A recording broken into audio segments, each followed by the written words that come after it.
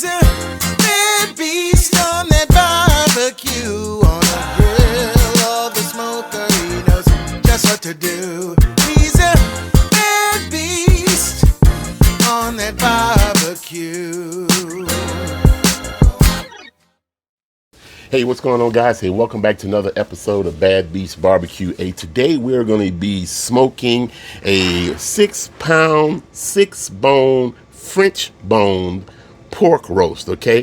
Found this in the store as I was walking through. You know, during Christmas time, they always have all of these cuts of meat that they normally don't have and stuff. So this is a 6-pound pork roast. So we're going to go ahead and get these bad boys seasoned up. I have the ASMOKE over here set at 230 degrees. So we're going to try to cook low and slow today to see if we can get as much smoke in the pork roast as possible. We're not going to inject, but we are going to be seasoning our pork roast with a combination of smoked salt and pepper and Chef Ivo's Hickory apple barbecue rub. Okay, so we're going to see if we can get a little apple flavor in here, some sweetness with this pork. Pork and apple always goes well together. Okay, we are using ASMOKE's apple wood pellets in the smoker today, and that's about it. I'm not going to put foil on the bones to keep them from getting dark. You know, that is the technique that you can do if you want your bones to stay light. Really doesn't matter for me today. So we're gonna bring you closer. Let's go ahead and get this bad boy seasoned up, prepped up, and let's get her in the smoke. All right, so we're gonna do a little bit of trimming, not much. We use my Dow Strong knife. And on the back side of here, you see they trimmed off right here, but there's a lot of fat right here. So I'm gonna try to trim that down just a little bit. Let me push my Drip Easy tub down a little bit. Give me more lateral space. There we go. If you guys have never had the Drip Easy tub, these things are really, really nice. They have a cutting board down the bottom of it, as you can see. So I love these Dow Strong knives are really, really nice, man. They're usually little works of art. I think this one here, we've been having this one for a while. I have about 7 knives. If you guys are interested in seeing the knives that we have and use to cook, especially the ones that we use to barbecue and stuff, man, let me know. I'll do a little video on what we have. I think this one's his from the Frost series from long ago because of the color of the handle and the design on it. But love these. These are not only knives, but they're kind of works of art too. So, and I guess I used to be sponsored by Dow Strong, and we used to get knives every now and then, but I guess that partnership kind of played out. So we used to have a discount code for you guys, but they stopped that as well. So, but they do have some really nice products, and you know, with the whole superhero craze, you know, they've teamed up with Marvel and different companies, and so they got one knife out right now called, it's like a Flash themed knife. If you guys like the Flash, then you ought to check that out. I'll put a picture up here just in case. So I don't have it, but it looks interesting. A lot of these knives actually from Dow Strong seems to be more for the display than use, just because of the aesthetics, but they definitely cut well. Okay, so all right, so we got all of the fat off that I want, so I'll put the knife and get rid of this fat, put this on the side.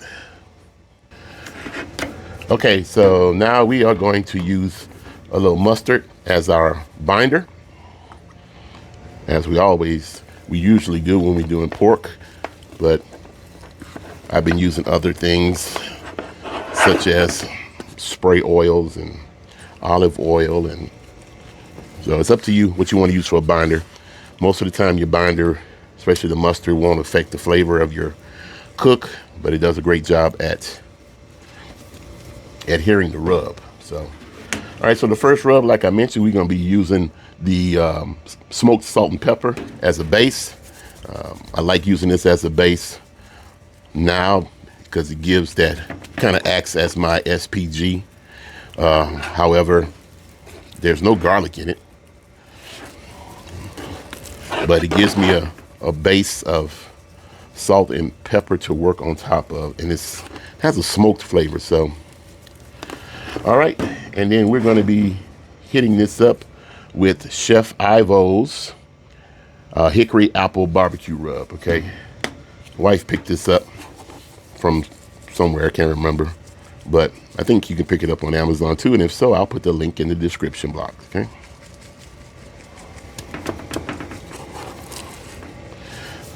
I think I'm gonna open up the spoon side just to get a little bit more action. Woo, that's a little bit too much action, but nothing like a nice little blooper. So now I want to put it on a little heavy because while the end chops will probably have a lot of surface with the rub, the chops that you cut from the middle will only have the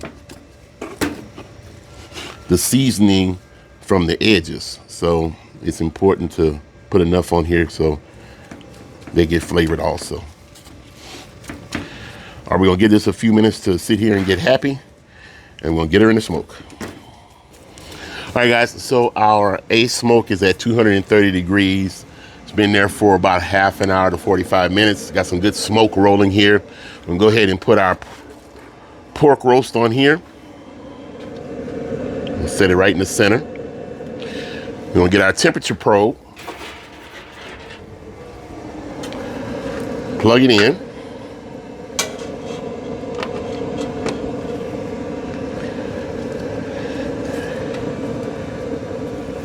And we're going to insert it into the center of our pork roast. And that's it. All right, so we'll close the lid. We're cooking to an internal temperature of 145 degrees today, and then we're going to let it rest for a while before we slice into it. So, hey, we'll see you when we hit 145. All right, guys, so this has been on for a little while. We're up to 78 degrees internal temperature, and then I want to go ahead and start spritzing. Okay, we didn't have any apple juice available, but the next closest thing I had in the fridge was some pineapple soda. Okay, so it's sweet, tastes like pineapple. So we're going to spritz this periodically until we get to 145. So let's go ahead and hit this.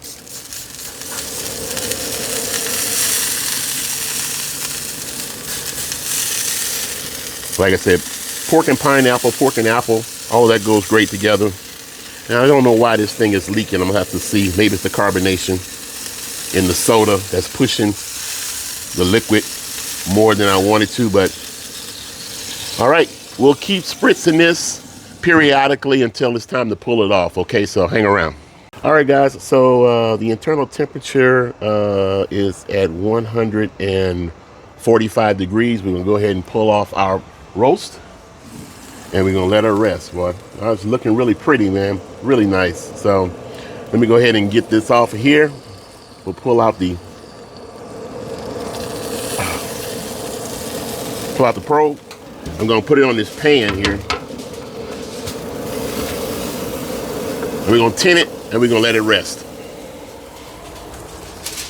All right, so we've had our pork roast resting for about 10 minutes now. We're gonna go ahead and cut into it and see what we got here. I'll put something on top of this foil so it don't fly away. And we're gonna move our pork roast to the cutting board. A lot of juice in this pan here, man. All right, put this over here. All right, so it looks really, really good, man. It smells fantastic. We got our Dow Strong knife here, so let's go ahead and cut into it. We'll cut off on this end first. Cut a nice chop, nice and tender, nice and juicy. Looking pretty good. Looking pretty good. All right, so let's go have a. This is some of the bark. Oh, it smells fantastic. I can smell the pineapple, man. That smells fantastic. I gotta have a taste. Oh man, that tastes really good. I get another piece of this. Wow. So the bark itself is really good. Got that pineapple-y flavor, the sweetness from the rub, man. Not as smoky as I would have liked, but That's understandable. Let's go ahead and get a couple of slices of this chop here and see what we got going on. So, it's nice and juicy, man. There's moisture everywhere in this thing. So, all right, let's go ahead and have a bite. So this is really tender, really juicy. The outside of it has some fantastic flavor. I think the only way that this would have been made better is if I had actually injected it or brined it to add some flavor on the inside. So what I would have to do is when I serve this, cut it into chops and then serve it with some type of, relish or some type of sauce or something in order to enhance the flavor, okay? But as far as cooking it as tender goes, and juicy, cannot be beat, okay? Okay, so once again, the ASMOKE Essential performed really well. I hadn't used it in a while, so when I plugged it up, it did another update, okay? Now, as far as temperature swings goes, it seemed to be much more in control. It didn't swing no more than 7 to 10 degrees one way or the other during the cook, okay? So I think whatever update they did, then they went back to like the original software, and the temperature swings are at a minimum, at least on this cook it was. Now it's about 52 degrees out here today, so temperature may always have something to do with your temperature swings, man, but for the most part, ASMOKE temperature swings on this cook here was in the range of the 7 to 10 degrees up or down, okay?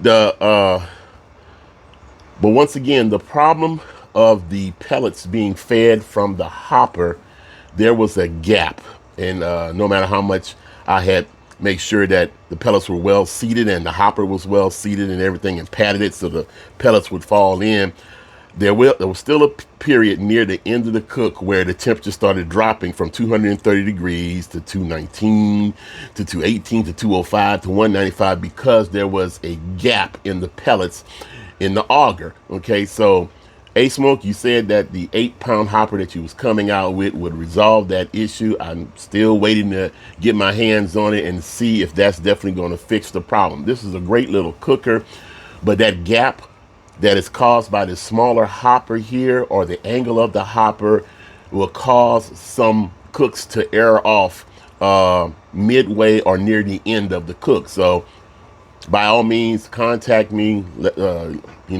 shoot out an 8-pound hopper or give me a link to it or something so that I can see if that's going to resolve the issue. Well, that's about it, guys. My son and it's coming in tonight, so we're gonna go ahead and get this bad boy re-wrapped up so it can stay warm, and this is gonna be part of dinner tonight. So as always, thanks guys for watching, and I hope you guys are having a Merry Christmas and a Happy Holidays and stuff. And like we always say, where there's smoke there's fire. If it's fire, then damn it, there just might be a barbecue there. Hey, as always, we'll see you guys around the smoker.